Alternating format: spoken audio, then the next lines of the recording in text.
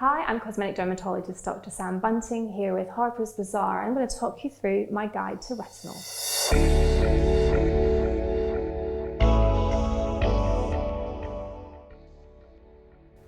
So retinol is actually vitamin A, and it's one of the most powerful skincare ingredients we have. And it gets converted into something called all-trans retinoic acid, or retin A, as it's more commonly known, in the skin to deliver its many benefits.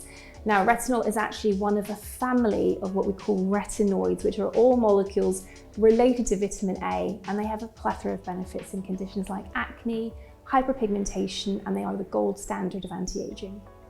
So there are some instances where I would avoid use of retinoids. So pregnancy is one, and the other is inflammatory skin issues that are active. So things like rosacea and eczema, really that's not appropriate. But apart from that, pretty much everyone else can benefit.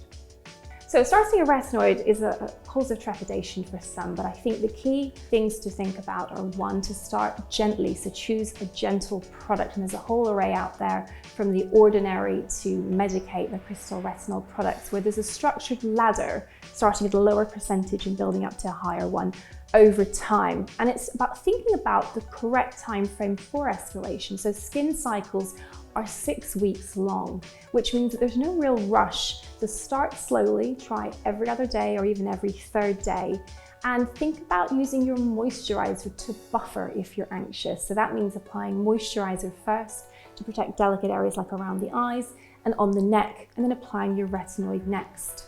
Then be consistent with the quantity that you use. I get all my patients to measure out the amount that they use, and I use a fingertip guide, which is this length of cream, so like this. But start off with even less, something like a pea-sized amount or half a fingertip use. And then I get them to apply it with what I call the 13-dot technique, which means that you're delivering small amounts everywhere rather than applying a huge amount in one place. So 13 dots being 3 in the forehead, 3 in the cheek on each side, 2 in the nose and 2 on the chin.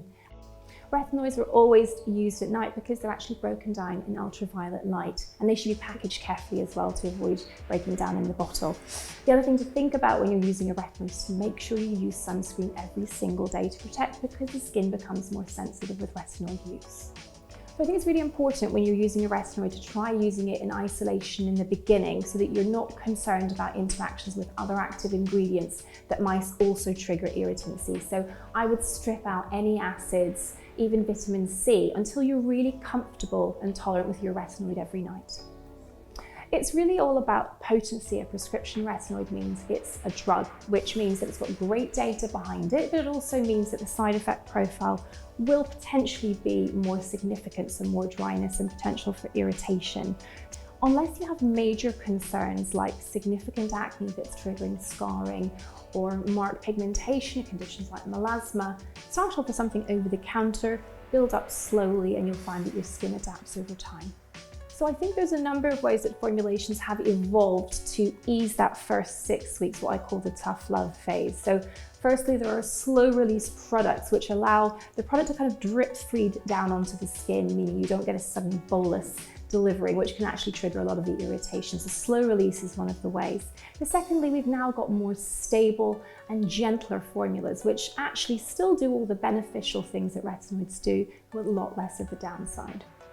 Bakuchiol is probably the real buzzword as an alternative to retinol right now, and there's some great data emerging on this. It's a plant extract which behaves like a retinoid, but it's not the same structure as a retinoid, meaning it's not so unstable in light, so it can be used twice a day.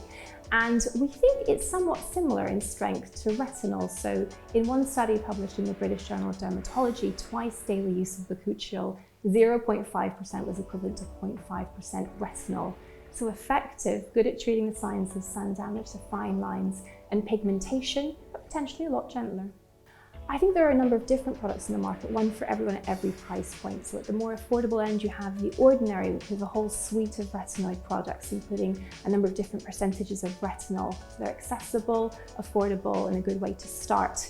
Then you have more sophisticated products like crystal retinol from Medicate. Again, a number of different strengths and elegant formulas, and something that will really deliver lots of retinoid benefits for.